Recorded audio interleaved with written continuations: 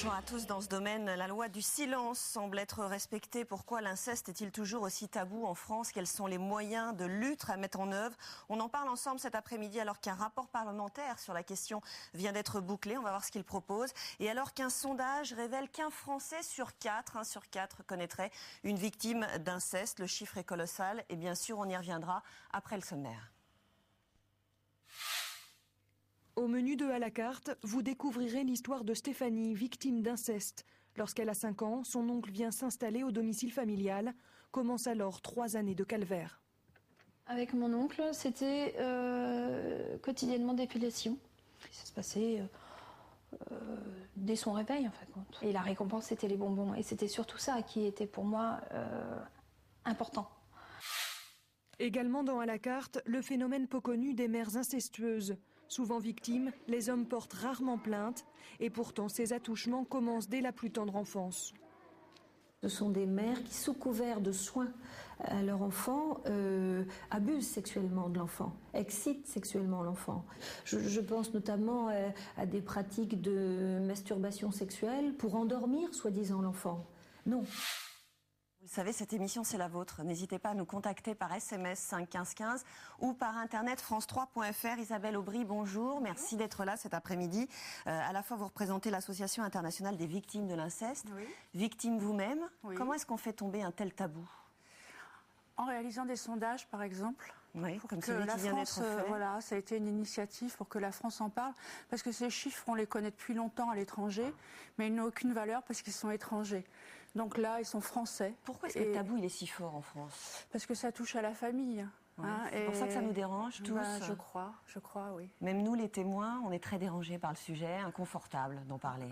Oui, et puis parce que, en fait, ce qui prime, c'est d'abord la cohésion familiale et l'enfant, 9 fois sur 10, on lui demande de se taire. Et puis, il y a surtout très peu d'informations sur le sujet en France. Très peu. On le voit dans ce sondage, 2 Français sur 3 ne savent pas comment réagir correctement vis-à-vis d'un enfant mineur victime. Ça serait quoi la réaction correcte ? Et nous, on appeler imagine le 119. On va appeler le 119. Oui. Et nous, les Français, on se dit d'abord, oh là là, il faut des preuves. Attendons les preuves, voilà. Ouais. Attendons les preuves, comme si on était nous, policiers ou juges. Et la parole d'un enfant, ce n'est pas une preuve. Ça suffit pas, apparemment. Hein. Vous vous souvenez du jour où ça a commencé ? Oui, très bien, comme un jeu, d'ailleurs. Vous aviez quel âge ? Souvent, comme sous forme de jeu, j'avais 6 ans. Donc, dans le bain, mon père m'a demandé de toucher son sexe pour jouer. Et puis voilà, c'est parti comme ça. Ensuite, il m'a violée, prostituée. J'ai porté plainte à... Prostituée, à 14 ans. c'est-à-dire offert à d'autres ? Oui, bien sûr, oui. Oui. Moi, je dis qu'il y a 3 étapes. Il y a la première, on consomme ses gosses. La deuxième, on les échange. Et troisième étape, on s'aperçoit que ça a de la valeur. Donc, on les prostitue contre d'autres objets ou contre de l'argent. Voilà. C'est comme ça que naissent ce qu'on appelle un peu ou Angers, où les enfants étaient échangés contre des pneus de voiture ou des autoradios. Ça a commencé à l'âge de 6 ans. Pour vous, ça a duré combien de temps ? Jusqu'à mes 14-15 ans. 14-15 ans, ça fait quand même 9 ans. Il y a eu une petite interruption entre les deux, mais voilà, de 2-3 années. Oui. Vous étiez à la garde de votre père ? Au départ de ma mère et puis de mon père. Et votre maman n'était pas au courant ? Elle dit. Oui. C'est ce qu'elle dit. Quoi ? Elle n'a rien vu ? Rien su ? Vous n'en avez pas parlé ? Ah non. Pourquoi ? Parce que si, j'en ai parlé à ma manière, comme le font beaucoup d'enfants d'ailleurs. C'est-à-dire que j'ai envoyé des signaux d'alerte. Lesquels ? Donc, des signaux, ma santé a commencé à se dégrader, j'ai commencé à errer dans les rues, à fumer à 8 ans, à montrer que ça n'allait pas. Oui, on se dit c'est une enfant difficile, on pense pas forcément à ça. Porte-monnaie, voilà. Non, mais moi c'est pire, personne ne s'est aperçu de rien, donc j'ai arrêté. Donc voilà. Donc jusqu'à l'âge de 15 ans, pourquoi ça s'arrête à 15 ans ? À un moment donné, je me suis rendu compte que c'était pas normal, à 13 ans et demi, 14 ans. Et en voyant un couple s'embrasser à la télévision, et mon père m'embrassait juste en même temps, de la même manière. Et là, je me suis dit, non, ça va pas, là. Ça, c'est des adultes, moi, je suis une enfant. Et c'est mon père. Donc on n'est pas un couple. Voilà, on n'est pas un couple. Alors qu'il me présentait comme sa femme partout. Donc, ça n'est pas possible de dire non avant ? Quand on a 10 ans, 11 ans, les enfants sont... À 10-12 ans, les enfants sont relativement affirmés. Ils disent non à des tas de choses. Et ça, on ne peut pas dire non. Moi, je l'ai fait à 9 ans. J'ai dit non à mon père. Et il a arrêté pendant 3 ans. Et puis j'ai tout oublié. Je suis rentrée dans ce qu'on appelle le déni. Hein. C'est ce qui nous protège en fait, le déni.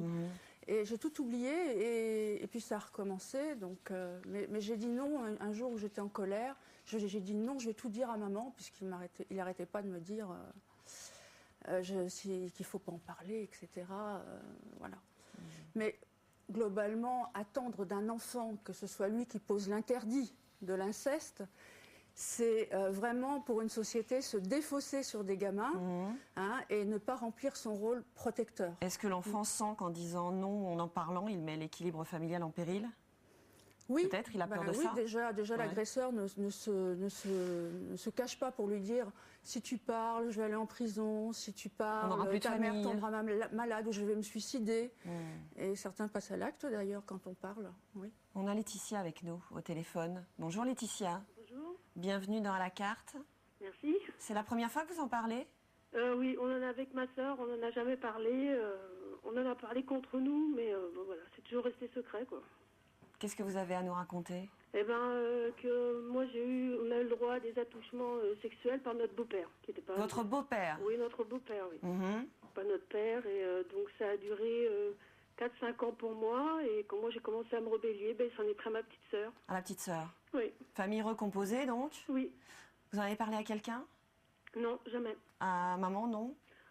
Si, mais une fois qu'on était adulte, on en a parlé à notre mère, et elle nous a dit qu'il ne fallait rien faire parce qu'il y avait 2 petits derrière et que ça allait porter préjudice aux enfants. Donc 2 petits du nouveau lit?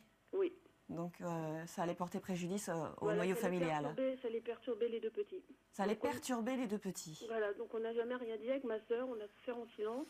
Donc ça veut dire qu'elle imagine, votre mère, que ça ne se produira pas sur les 2 autres enfants? Bah maintenant tout le monde est majeur, hein, parce que voilà, tout le monde est majeur, maintenant tout le monde est grand, on est tous grands, on a tous des familles, voilà.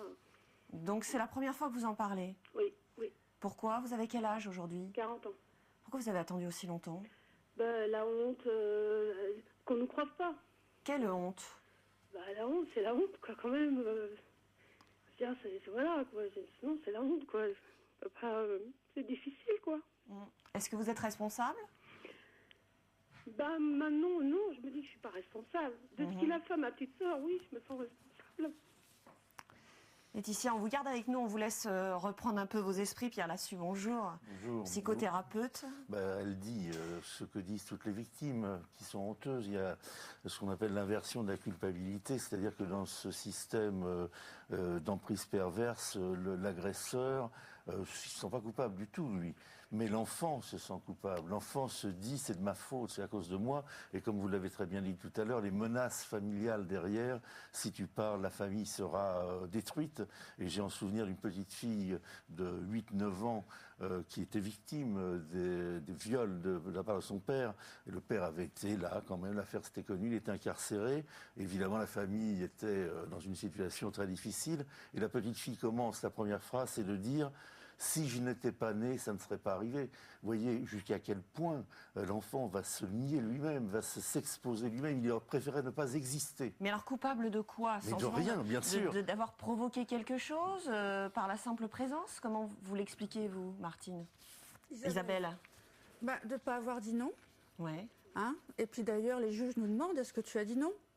Hein, moi, le juge, il me l'a demandé. Il est obligé de le demander pour savoir si c'est un viol. Donc, on dit, non, j'ai pas dit non. Alors, tu étais consentante.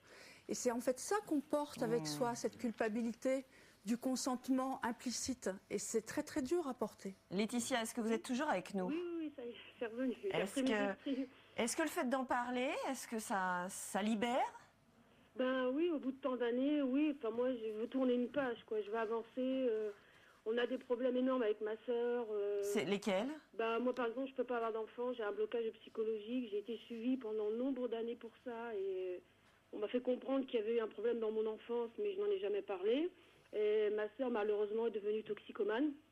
Et aujourd'hui, elle s'en sort, elle y arrive. D'abord, je l'embrasse, j'ai fait des gros bisous. Et je dis toujours qu'on est les plus fortes, quoi. À 2, on est les plus fortes. Ouais. Voilà. Mais c'est vrai qu'on a eu... Enfin voilà, moi j'ai peur de dormir la nuit, pourtant je suis mariée, j'ai peur de m'endormir la nuit, je prends des somnifères, je fais des cauchemars, enfin bref. Vous en avez parlé à votre mari? Oui, oui, mon mari est Oui. au courant. Oui. Donc oui, lui est parce au qu'il y a courant. des problèmes, voilà, j'ai des problèmes autres que cela, donc il a bien fallu que j'explique pourquoi, voilà. Ne pas en parler, d'une certaine manière, ça nie l'existence du problème. Hein. Oui, C'est bien comme sûr, si rien ne c'est- s'était passé, c'est ça? Il est absolument essentiel d'en parler. Je voudrais revenir juste une seconde sur ce que vous venez de dire. Demandez étiez-vous consentante? Il y a quelque chose d'absolument scandaleux. C'est terrible. De demander si un enfant de 6 ans ou de 7 ans peut être consentant.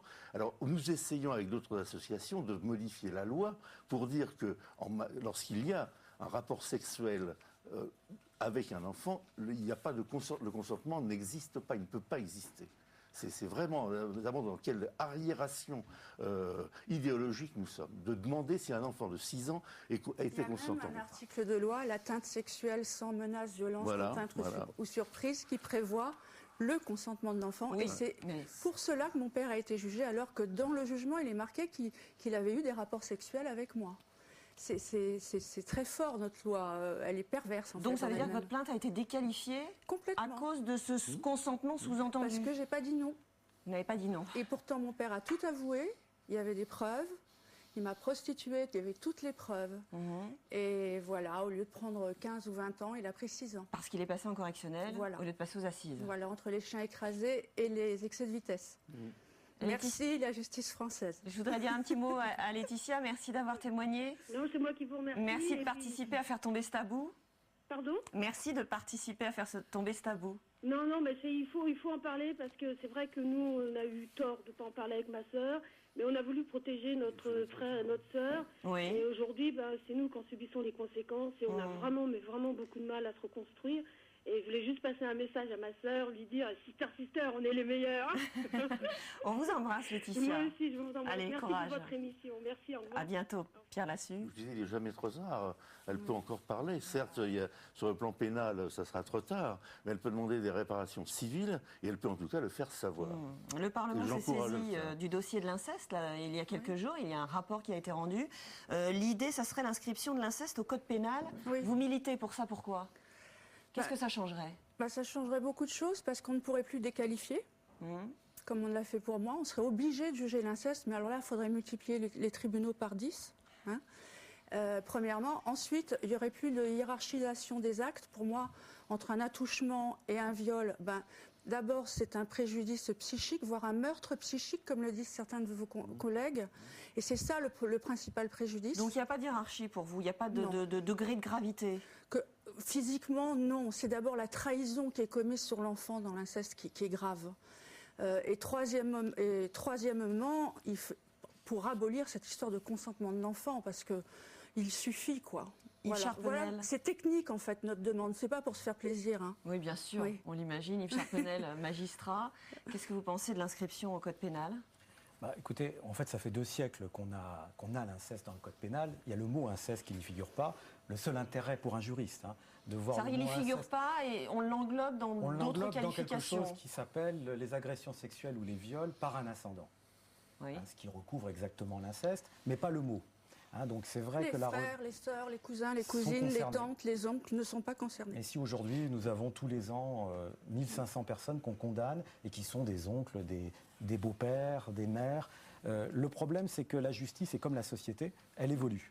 Et que tant qu'on n'en parlait pas dans la société, on n'en parlait pas dans la justice. Et le cas qui était le plus marquant dans le code pénal au début, c'était le parricide, qui était considéré comme la chose épouvantable, et on n'évoquait pas les sujets. Parce que c'est le milieu familial, ça a été très bien dit. Vous êtes sous la domination de vos parents, c'est plus dur que pour n'importe quelle autre victime de dire que vous êtes victime.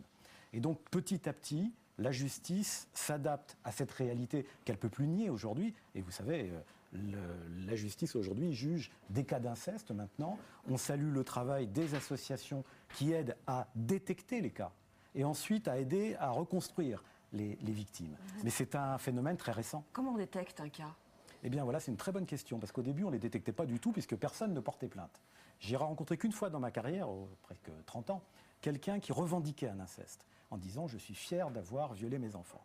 C'est un seul cas, c'est des vrais pervers. Le reste du temps, on n'en parle pas, les enfants sont écrasés par la situation. La prescription, on n'en a pas parlé, mais le fait qu'on n'a pas le droit de faire des enquêtes au bout d'un certain temps est un non-sens par rapport à un inceste contre un enfant.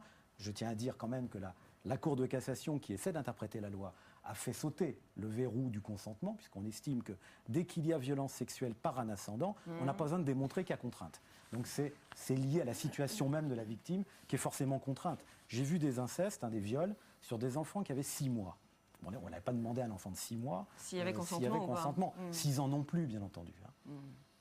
Et est-ce qu'il y a des situations, alors là, on est dans les détections des cas, est-ce qu'il y a des situations qu'on peut détecter en amont, des situations à risque? Oui, bien sûr. Alors il y a des situations, notamment, on l'a vu malheureusement trop tard dans des affaires comme à Angers, où on s'est rendu compte que des gens pour lesquels on avait réussi à établir des viols et des incestes avaient déjà eu des cas et n'avaient eu bien sûr aucun suivi, puisque le problème du suivi des auteurs des incestes est un problème extrêmement compliqué. Parce qu'à ma connaissance, on arrive à aider les gens qui sont des violeurs d'enfants qu'à condition qu'ils soient d'accord. Et ça nécessite un suivi au très long cours, un suivi où il n'y a pas de sécurité à 100%. Donc, et comme c'est des sujets, vous l'avez tous dit à juste titre, dont personne n'aime parler, moi je suis ravi qu'on puisse faire une émission sur un sujet douloureux, parce que c'est mieux que de ne pas en parler. Ouais.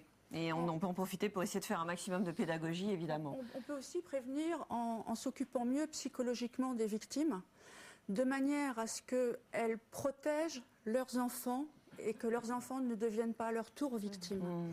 Et ça, c'est pas encore rentré dans les mœurs. Allez. Vous savez, il y a des situations que j'ai rencontrées très fréquemment de femmes qui ont été violées par leur père.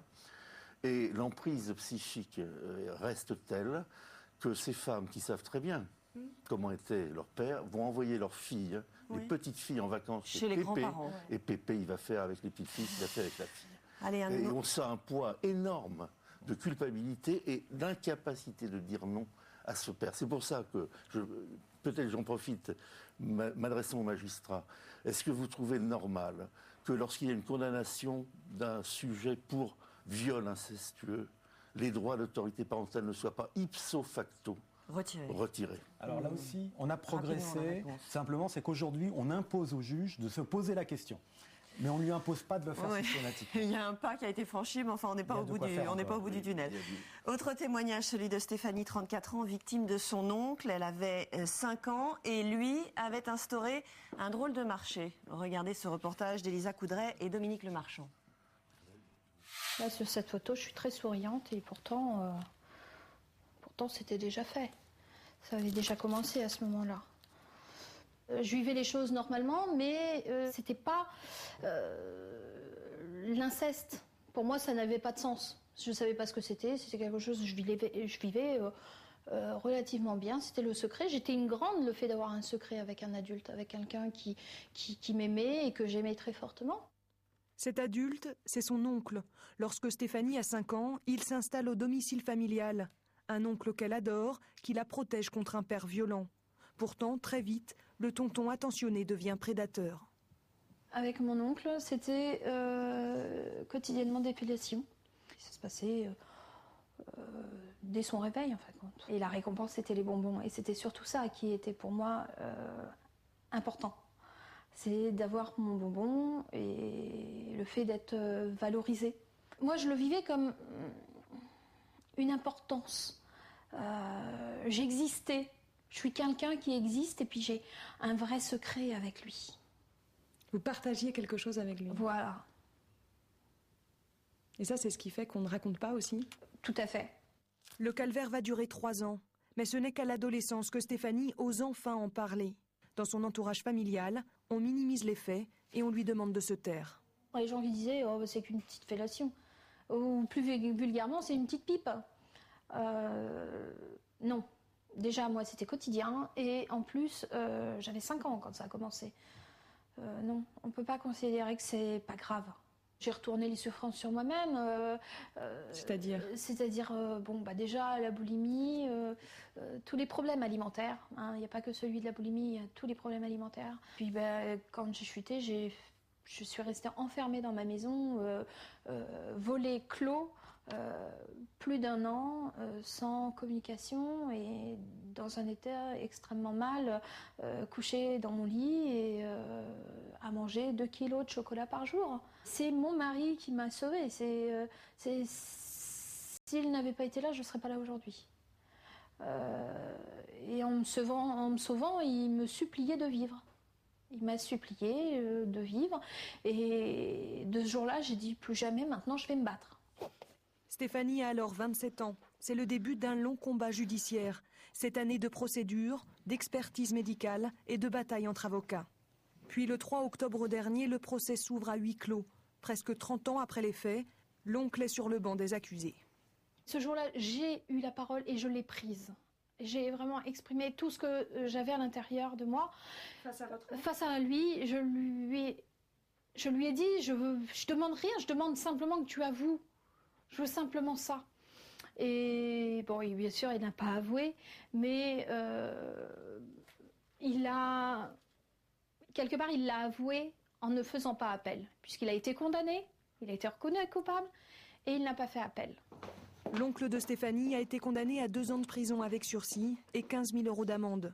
Mais pour la jeune femme, l'objectif était avant tout d'être reconnue comme victime. J'ai senti la petite fille meurtrie, violée, violentée, humiliée, quitter complètement mon corps. J'ai senti un vide d'un seul coup, j'ai senti quelque chose qui me quittait. Et là j'ai respiré, j'ai vraiment respiré à plein poumon et voilà, j'existe, je suis en vie. 2 ans de prison avec sursis, ça paraît un peu léger, non, Yves Charpenel? Vous savez, il faut voir dossier par dossier. Comme le disait très bien là, la jeune apparemment, fille. c'est la culpabilité reconnue. Oui. Vous savez, les juges ont le choix entre toute une échelle, entre rien et éventuellement jusqu'à 20 ans. Là, le juge a choisi en fonction du dossier. Je crois que ce qui était important quand même, c'est pas tellement le quantum d'années, c'est le fait de reconnaître par une condamnation publique que quelqu'un avait fait quelque chose d'inadmissible. Oui, mais enfin, ça donne, ça fait pas peur à d'autres. Non, mais alors je ne consolerai personne en disant qu'aujourd'hui, le niveau de ces peines augmente. C'est-à-dire qu'aujourd'hui, on a des peines plus longues. C'est presque paradoxal pour des affaires de cette nature, parce qu'on mesure que c'est une forme d'assassinat, que pour les meurtres. C'est encore une affaire qui a été correctionnalisée, c'est-à-dire que c'était des viols et ça a été jugé en correctionnel. Aujourd'hui, c'est plus possible de correctionnaliser si une des parties n'est pas d'accord. C'était en octobre dernier. Mais ça veut dire que quelqu'un a accepté la correctionnalisation. Regardez cette question qui arrive par SMS 51515. Le recours à la justice est-il indispensable? Il n'est pas facile de dénoncer ces actes. Peut-on se reconstruire sinon? Qu'est-ce que vous en pensez? Je dirais que si on ne connaît pas les faits, on n'a aucune chance d'intervenir. Oui. Bien entendu. Mais et psychologiquement pour les victimes? Pour moi, il n'y a absolument aucune ambiguïté. Il faut passer par la justice. Le viol incestueux est une transgression majeure de la loi. La seule façon d'aider des gens à se reconstruire, c'est de restaurer la loi et de faire appel à la loi. Voilà, ça, je crois que le passage par la loi est indispensable. Joël Pénanguère, nous, le passage par la loi. Ouais. Et déjà, le fait d'en parler, d'écrire un livre, de le dire publiquement, est-ce que c'est indispensable? Oui, c'est indispensable. Il faut vider son sac. Il faut se libérer, il faut oser parler. Il faut arrêter de vivre dans le mensonge, la honte, cette culpabilité qui nous ronge de l'intérieur.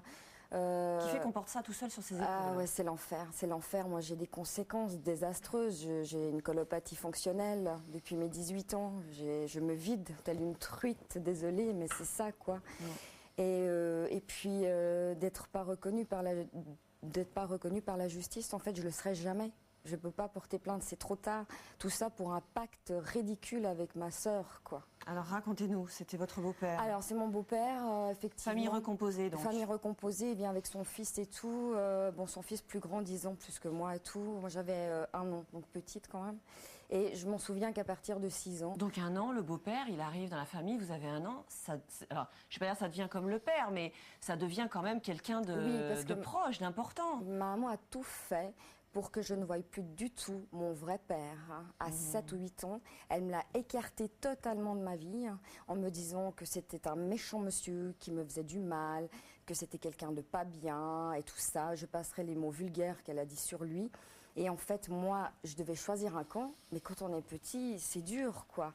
Et donc, à partir de 6 ans? Non, je devais avoir 7-8 ans quand j'ai décidé de plus aller le voir du tout. Mais à partir de 6 ans avec votre beau-père, qu'est-ce qui s'est passé? Alors, la première fois, en fait, on était en vacances et j'étais en promenade avec lui parce que ma maman était... en fait, elle commençait à être malade par une hépatite C, en fait atteinte d'une hépatite C, mais on ne savait pas encore. Et à ce moment-là, il me dit, viens, on va se promener, tout le monde dort. Donc moi, je fais confiance, j'y vais et tout. Il n'y avait pas eu de signe avant, autant que vous puissiez vous en souvenir, non, bien sûr. Mais pas vraiment. Si, il regardait des fois quand je me déshabillais, en fait, par la fenêtre. Mais bon, je me disais, je sais pas, enfin, c'est peut-être moi qui... Voilà. Et donc, je vais avec lui, je vais me promener dans les bois. On arrive, il y a un immense champ de blé, donc on ne peut pas passer. Et là, il y a un gros caillou, il me dit, viens, on s'assoit là, tu t'assois sur mes genoux. Donc moi, je lui fais confiance, je m'assois. Et là, il écarte ma petite culotte, quoi. Et je me souviens toujours, j'avais une robe à froufrou, orange et bleu. Et là, il me met son engin, voilà, où il faut, dans mon intimité, quoi. J'ai eu très, très mal. J'ai rien dit, j'avais envie de vomir, je savais pas trop, ça tournait, je savais pas ce qui m'arrivait. J'étais petite, je savais pas mettre des mots là-dessus, quoi. Et là, j'entends ma maman, ouh, vous êtes où et tout. Donc, du coup, sauvée, quoi, je dirais. Et après, il n'y a eu que des attouchements. Donc, attouchements par le bain. Il me baignait 2 fois par semaine. Donc, il en profitait pour me mettre le doigt où il fallait pas. Des attouchements toutes les nuits, presque toutes les nuits, où il venait, il me prenait ma main et il se masturbait avec. Mais votre mère, elle n'a rien vu? Elle dit que non, mais c'est une menteuse, parce que dans le sens où, comment à 12 ans, on peut baigner un adolescent en se demandant jamais, tiens, c'est bizarre, il douche ma fille ou il baigne ma fille, mais arrêtez de me dire que c'est pas vrai. Elle dit toujours non, c'est pas vrai. Quand vous lui en avez parlé à 17 ans, ouais. Elle vous a mise dehors? Ouais. T'es qu'une menteuse, une salope, va-t'en. Elle m'a fait le signe. Tu veux détruire mon couple. Ouais. Alors elle a eu peur. J'ai dû prendre mon baluchon et m'en aller, quoi. C'est quoi? C'est un mélange, Pierre Lassus, de peur, de jalousie, de... Je ne sais pas. C'est l'objet qui détruit le noyau familial.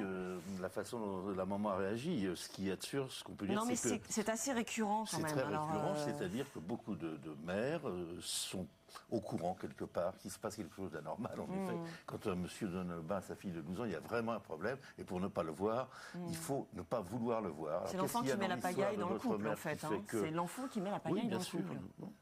Et qu'est-ce qu'il y a aussi comme incitation, quelquefois, comme façon d'offrir son enfant au père? On sent chez certaines mères, comme ça, elles laissent une place vacante. Je me souviens d'une histoire hallucinante dans laquelle il y avait un couple, et puis la maman avait des migraines. Et quand elle avait la migraine, elle allait dormir dans le lit de sa fille, et sa fille allait dormir dans le lit du papa. Et ben voyez-vous, même si c'était rien passé du tout, je pense que dans le psychisme, la psyché de cet enfant, on est dans une situation dont on parlait tout à l'heure, incestuelle, une situation de danger psychique énorme. Où est-ce que ça commence, l'inceste? Et est-ce que le climat incestueux, comment est-ce qu'on peut le décrire et le détecter? Ça commence quand un père ou une mère, puisque vous avez très heureusement dans la présentation de l'émission fait allusion au problème incestuel avec la mère. Et on va y venir d'ailleurs. Bon, regarde son enfant comme un objet susceptible de satisfaire ses pulsions, au lieu de le regarder comme un être à qui il a donné la vie. Mais concrètement, dans le quotidien, ça se manifeste comment? Des regards, vous l'avez dit tout à l'heure. L'absence de limite. Voilà. Ouais. Alors, il y a les absences de limite dans l'espace, les portes restent ouvertes. Moi, mon père avait fait un loft, le lit était au milieu de la pièce. Je voyais mes parents s'envoyer en l'air. Et quand il allait aux toilettes, il laissait la porte ouverte. Il fallait donc toujours il n'y a pas d'intimité dans la famille. La difficulté à avoir une intimité propre, absence de limite dans l'espace, absence de limite dans le respect de l'enfant, dans ses vêtements même. Hein, moi, ma mère et moi, on échangeait les vêtements. Enfin, on confond un peu les rôles de chacun. Voilà. Alors là, il y a inversement des rôles de partout. On ne sait plus. Moi, j'étais la mère de ma mère, la confidente de mon père. J'étais la mère de ma sœur, puisqu'à 6 ans, quand elle est rentrée de la maternité, elle l'a posée sur le lit. Elle m'a dit occupe-toi-en. Donc j'ai commencé à 6 ans à être la mère de ma sœur. Voilà. Ça commence là. C'est-à-dire que c'est une confusion, mais alors abominable. On ne sait plus qui est qui là-dedans. et puis ça va dans l'espace, ça va dans les rôles, ça va partout. Yves Charpenel. Oui, écoutez, moi j'ai travaillé sur des dizaines de dossiers d'inceste. Ouais. Il y a un point commun qui est vraiment atterrant, c'est que la plupart du temps, on comprend qu'en réalité, l'inceste, il vient de la facilité. On a envie de se faire plaisir, on prend ce qui est le plus facile. C'est le plus près, c'est l'enfant, c'est celui qui se défend le moins. J'ai eu un cas également extraordinaire, on en trouve toujours, où les parents étaient très fiers d'avoir interdit à leurs enfants de regarder la télévision, sauf des films pornographiques. Parce que ça leur permettait de se mettre en condition. Et ils vous disaient ça parce qu'au fond, ça coûtait moins cher que d'aller acheter ça à l'extérieur. Et donc l'enfant est en fait effectivement un produit qui permet de satisfaire des pulsions sans limite. Et c'est bien le problème des limites qui nous renvoie à tout le problème de la prévention. Parce que si on ne pose pas les limites avant, elles sont franchies tout naturellement. Les conséquences de l'inceste sur la vie d'après, on en a parlé en reportage, on en parle avec vous. Anorexie, boulimie, drogue, est-ce que ce sont des choses qui sont Automutilation, je m'amusais avec un cutter de me faire des trucs comme ça ou les veines, mais sans vraiment bien faire les choses, quoi. Je faisais exprès. C'est un appel au secours simplement. Drogue, alcool et drogue, j'ai été très loin. J'étais très très loin. Alcool, anorexie, boulimie, je pense que je les ai tous faits. Franchement, j'ai passé par... Comment est-ce qu'on fait le passage d'on est victime de quelqu'un d'autre et on devient bourreau de soi-même en fait? Oui, on reprend, puisqu'on est coupable, n'est-ce pas, on continue à s'auto-punir. On ne connaît que ce mode de relation, c'est pour ça que beaucoup de prostituées, par exemple, ou sinon beaucoup ont été des enfants violés, et notamment avec des viols incestueux. Alors, vous avez tous ces phénomènes psychosomatiques, mais j'ajoute qu'il y a des maladies somatiques aussi. Lesquelles? Il y a beaucoup de maladies somatiques qu'on peut rattacher des problèmes d'asthme, des problèmes cardiologiques, voire des cancers, et pas n'importe quel cancer. Alors, le corps va mal. Voilà, le corps parle. L'asthme, j'ai eu. Moi, j'ai un trouble bipolaire aussi. Voilà. Donc, c'est pas rien. D'humeur assez ça important. Se guérit pas. Voilà, donc... et ça peut être des cancers, effectivement.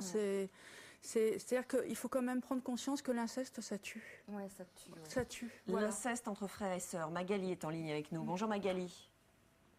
Est-ce que vous êtes là, Magali, avec nous? Non, on ne l'a pas tout de suite. On la remettra. C'est pas la même problématique. C'est pas la même problématique entre frères et sœurs. C'est-à-dire que quand on parle de l'inceste, c'est seulement de parents ou beaux-parents à enfants. L'inceste, donc sa pureté tragique, c'est ascendant-descendant. Frères et sœurs, c'est un inceste social. Comment ça, un inceste social? Il est réel quand même. Il est réel, mais dans certaines sociétés, on a pu tolérer des relations sexuelles entre des gens de même lignée. Le problème, c'est quand on passe d'une génération à une autre. C'est-à-dire qu'on a un renvoi, n'est-ce pas, vers l'originaire. Les enfants se construisent à travers les relations qu'ils ont avec leurs parents. Les parents sont donc les bases de leur construction psychique. Si cette base s'écroule, il ne reste plus rien. Le frère n'est pas la base. Si vous voulez, je ne veux pas dire que ce n'est pas grave, mais on est sur un registre qui, du point de vue psychopathologique, est assez différent. Regardez cette question qui nous arrive par SMS 51515 ou par Internet, France3.fr. Vous pouvez intervenir, bien sûr. Les enfants victimes d'inceste peuvent-ils jamais guérir? Qu'est-ce que vous en pensez, Isabelle Aubry? Écoutez, moi, j'ai une image pour dire, si on m'a coupé la jambe, j'ai mis une prothèse, j'ai appris à marcher, mais j'aurai toujours la jambe coupée. C'est-à-dire que voilà, je me suis... Vous vivez avec ça? Je vis avec, mais est-ce que vous êtes arrivé quand même à vous construire, à avoir une famille? Oui, j'ai construit certains pans de ma vie, pas tous, j'ai pas tout réussi. Je suis encore en soins, j'ai 43 ans, donc je ne sais pas pour combien de temps encore. Chacun son heure, chacun son chemin. Il n'y a pas de recette miracle. À 20 ans, je croyais que j'allais me débarrasser de ça en deux coups de cuillère à peau, mais non. C'est pas si facile. Non. Mais bon, on peut, effectivement, trouver un sens à sa vie, d'une manière ou d'une autre, je pense. Trouver un sens à sa vie. Sinon, je serais plus là. Ouais, c'est clair. Oui. Ouais, je suis heureuse et je remercie d'ailleurs mon mari qui est extraordinaire. C'est ma bouée de sauvetage. Donc c'est quoi? C'est se libérer en parlant, se libérer débloquer un peu les épaules. Ouais, c'est ça. Et puis trouver un entourage qui vous aide à construire quelque chose. Ouais, c'est ça. Mes enfants, c'est vraiment... Le conjoint, par exemple, vous redonne confiance en vous? Ouais, il m'a redonné... J'avais plus confiance en moi, je savais plus qui j'étais. Il m'a redonné tout ça, donc il faut quand même... C'est grand. Et puis l'amour. Et avec les enfants, ça se passe bien? C'est magnifique. J'avais peur d'être mon bourreau. Franchement, je le dis. Quand j'ai été enceinte, j'avais très très peur de devenir... De reproduire? Ouais, de reproduire. Est-ce que ça, c'est une idée qu'il faut combattre ou est-ce qu'effectivement, on a été victime dans l'enfance? Il faut absolument combattre cette idée. Heureusement que les enfants peuvent guérir. Et les troubles dont vous faites état, je veux dire, on n'a pas besoin d'avoir été violé par son père pour avoir aussi des troubles. Oui, bien sûr. Simplement, je veux dire une chose quand même qui me paraît importante, c'est que tous les enfants victimes, Dieu soit loué, ne deviennent pas des agresseurs. En revanche, personnellement, je n'ai jamais connu d'agresseur qui n'avait pas été victime. Donc mais Dieu merci, ça marche que dans un sens. Voilà. Dans les cas qu'on connaît dans la justice, vous avez vu que c'est un petit nombre de cas par rapport à ce qui doit exister dans la réalité. C'est vrai que c'est rare de ne pas voir un violeur qui n'ait pas eu des épisodes où il a été lui-même victime. Voilà, mais c'est pas parce qu'on a été victime qu'on devient un jour bourreau à son tour. On a en effet des tas de victimes qui ne sont jamais devenues bourreaux. Oui, heureusement. Hugo nous demande, il habite au Havre, est-ce que finalement le principal problème, au-delà évidemment des faits que se sont déroulés, c'est qu'on n'est pas cru par l'entourage, y compris au sein de la famille. C'est une double peine. C'est une double peine. C'est un meurtre. Vous vous rendez pas compte. Quand ma maman, elle m'a dit, je te crois pas, j'ai été... en fait, je me suis dit tout ce qu'il m'avait dit, parce qu'il me disait sans arrêt, elle t'aimera plus, elle te foutra dehors et tout. Il avait raison. Je me suis dit, il a raison. Voilà. Et ça a été horrible. Et ma sœur m'a demandé, on n'a qu'une mère, vas-y, fais l'effort et tout. Fais l'effort, on n'a qu'une mère. On n'a qu'une mère, fais l'effort. Alors j'ai accepté et puis j'ai joué à la famille parfaite jusqu'à maintenant. Comment ça se fait que la famille soit minimise, soit ne croit pas ou ne veut pas croire, fait semblant de ne pas croire, ce qui est peut-être plus confortable que d'avoir l'air de minimiser? Je crois que c'est le mot confort qu'il faut retenir parce que, bon, il y a la peur, hein, on voit bien. Moi, dans combien de dossiers j'ai vu la mère qui partait faire des courses? C'était les courses du samedi après-midi. On le savait que tous les samedis après-midi, le père allait se livrer à des attouchements ou à des viols. La femme, qui ignore tout naturellement, part faire ses courses toujours et ne revient que quand c'est terminé. Donc là, il y a un problème de peur et à chaque fois quand on essaie de poser des questions qui font mal quand même à ces témoins qui sont presque complices ou qui sont complices, on dit bah oui mais enfin c'est ma famille et c'est mon mari, qu'est-ce que je vais devenir toute seule? Vous qui avez traité, Qu'est-ce que je vais devenir toute seule? En revanche, j'aimerais bien ajouter tout de même que depuis que les femmes s'émancipent et financièrement, moi je vois beaucoup de mères protectrices qui portent plainte pour défendre leur enfant. C'est-à-dire qu'elles sont moins sous le joug de leur mari et de leurs compagnons. Mais alors là, elles se confrontent souvent à l'incrédulité de la justice, qui n'est pas encore prête peut-être à accueillir ça. Et je vois des mères qui ne sont pas entendues, des enfants qui ne sont pas entendus, et de plus en plus. Et qu'on arrête de dire histoire de fausses allégations dans les conflits familiaux, parce que le ministère de la Justice a fait une étude là-dessus, il n'y a que 3 cas pour 1000. C'est-à-dire que ça pourrait être un alibi, un argument de combat dans un divorce qui se passe mal. D'abord, pour sévir moi-même dans une commission à la Cour de cassation qui indemnise les gens qui ont été en prison à tort. Je rencontre tous les ans au moins une dizaine de cas de personnes qui sont allées en prison sur des accusations qui étaient fausses, qui se sont révélées fausses. Vous savez, la justice, elle doit d'abord être incrédule, mais surtout, elle ne doit pas devenir ensuite indifférente. Il faut qu'elle vérifie. Mais c'est vrai qu'il y a très peu de cas, en réalité, statistiquement, de fausses révélations. On a eu très peur. Mais c'est vrai que c'est embêtant quand même. Et donc le juge est obligé de faire très attention. Il y a des mères qui défendent leur enfant. On a Magali avec nous. Magali, bonjour. Bonjour. Parlez-nous de ce qui s'est passé entre frères et sœurs, donc. Alors voilà, j'ai un frère de 11 ans de plus que moi et j'ai subi un inceste alors que j'avais, enfin c'est entre 2 et 3 ans, j'étais trop petite pour me souvenir. Ça s'est répété de nombreuses fois et en fait j'ai pris conscience de ça lorsque j'ai eu mes premiers rapports sexuels, donc j'étais adolescente, j'avais 17 ans et tout est remonté à la surface au fur et à mesure du temps et je suis tombée très très très bas, très bas. J'ai connu la boulimie, j'ai connu la dépression très forte. Je fais une thérapie depuis de nombreuses années, mais je vais mieux. Et je voudrais dire, excusez-moi, je suis très émue. Je vous en prie, c'est normal.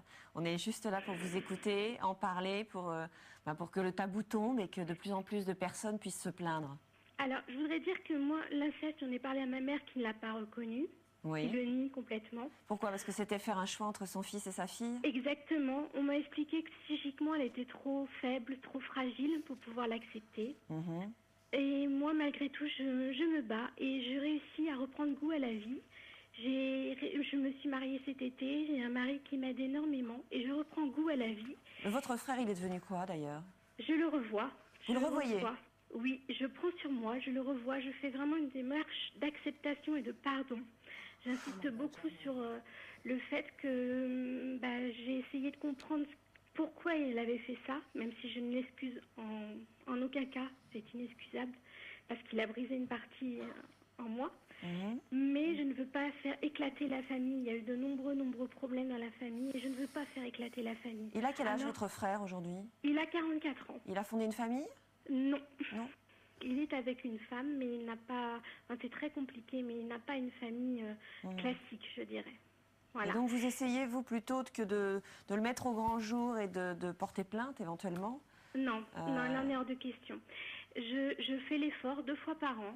Je prends sur moi et je fais l'effort. Voilà, je prends sur moi, ce qui ne m'empêche pas de vivre ma vie. Je vis très loin, très loin. Je suis à l'autre bout de la France.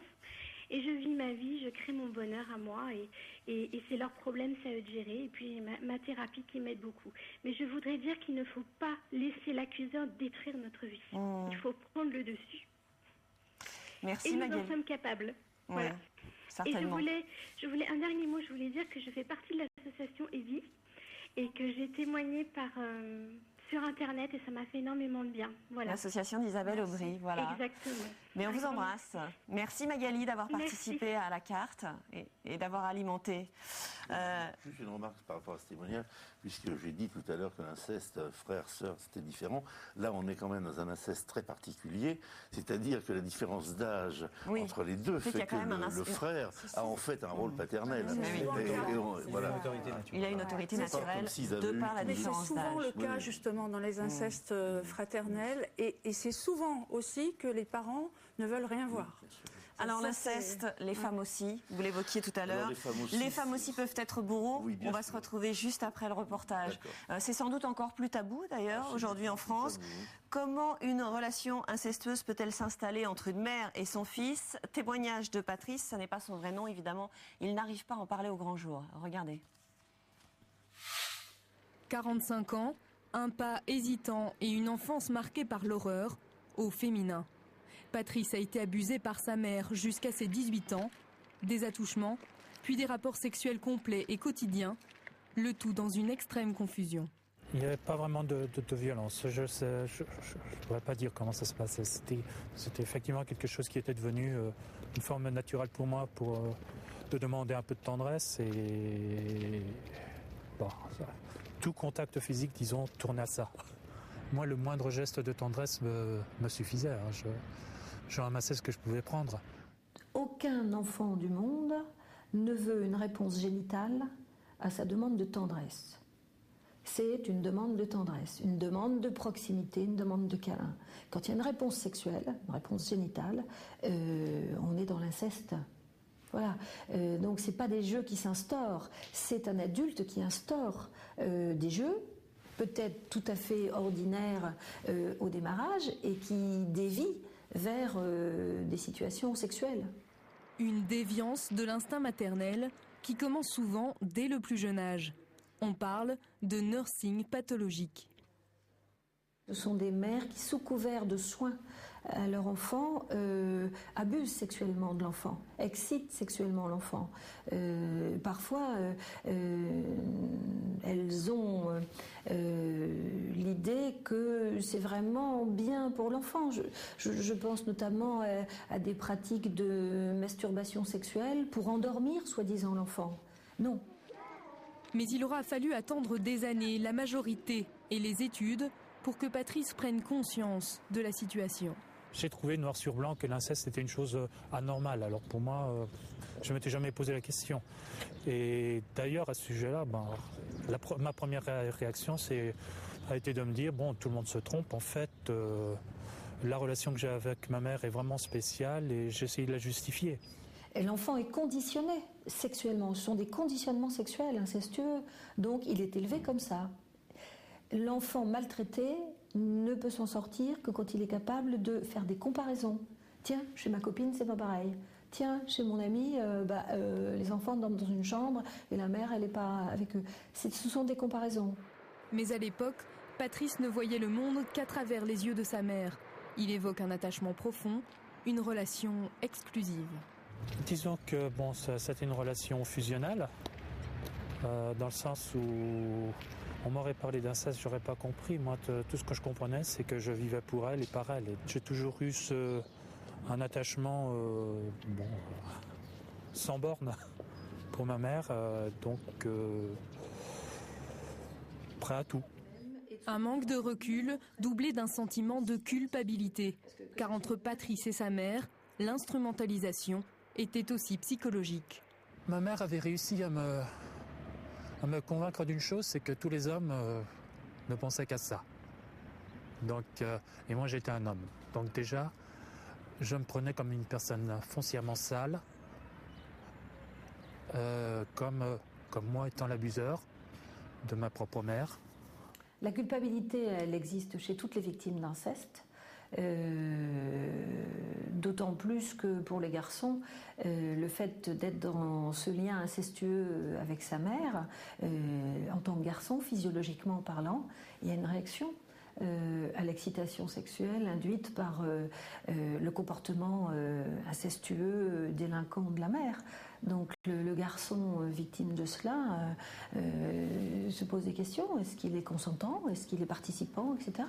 C'est plus compliqué, je pense, que pour les filles de démêler ça.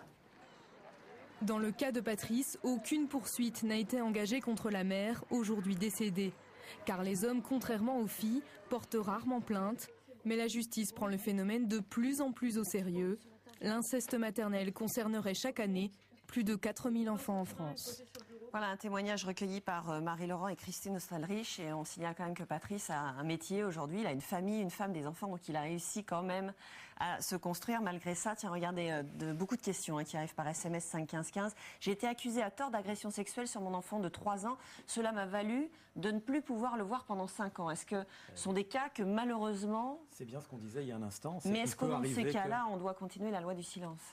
Ben non, mais là c'est plutôt la loi du mensonge. Oui. La question difficile qu'on a tous à traiter quand on travaille dans cette ambiance-là, c'est où est le mensonge? Rappelez-vous ou trop. Voilà. Le mensonge, il peut jouer dans les deux sens. Et donc il faut pas qu'il y ait quelqu'un de tout seul qui juge du mensonge ou de la vérité. Et ça, c'est un travail d'équipe.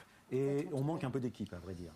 On peut quand même dire que, quelle que soit la dimension très regrettable de ce qui arrive à quelqu'un qui est accusé à tort, il n'y a pas photo entre le nombre de gens accusés à tort et le nombre de coupables qui ne sont jamais accusés. Ouais. Alors là, c'est quand même... 97% des agresseurs ne vont jamais en prison. Voilà. Virginie nous pose une question extrêmement importante. Qu'est-ce qu'on fait quand on a des soupçons ?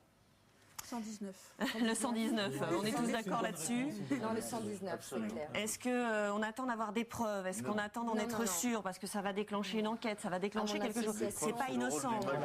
Yves Charpenel. C'est à nous d'être professionnels et de ne pas réagir de manière disproportionnée. Exactement. Moi, comme procureur, quand j'étais procureur sur le terrain, je disais à mes interlocuteurs, dans le doute, ne vous abstenez pas. Voilà, après, c'est à moi de prendre la responsabilité de faire une enquête avec... Alors là, je plaide pour des brigades de mineurs spécialisées qui sont capables de recueillir la parole de l'enfant. La brigade des mineurs, justement, pour aider les victimes à parler. On n'en a pas beaucoup. Ouais.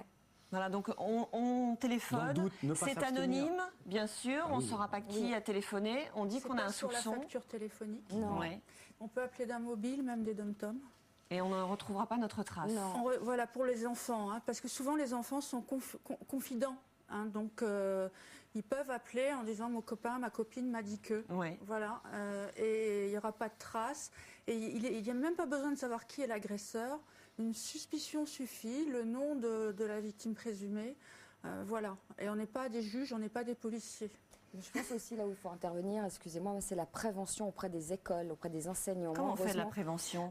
Moi, je vais taper, je me présente, j'explique mon cas. Et généralement, pour l'instant, en tout cas, j'ai eu de la chance. La plupart du temps, on m'a pris au sérieux. Pour en parler dans les classes? Oui, pour en parler dans les classes. Je témoigne sans choquer les enfants. On fait des choses à l'avance et je vais témoigner dans les classes, les écoles, pour qu'ils comprennent qu'il faut en parler ou à l'enseignant, mais je dis aussi à l'enseignant, la prévention auprès de l'enseignant. Alors, il faudra aussi dire que l'éducation nationale ferait bien de mettre en place des programmes de formation pour les enseignants, pour les assistantes sociales, pour les infirmières, qui sont des témoins privilégiés. L'enfant, il va souvent se confier à l'infirmière du collège.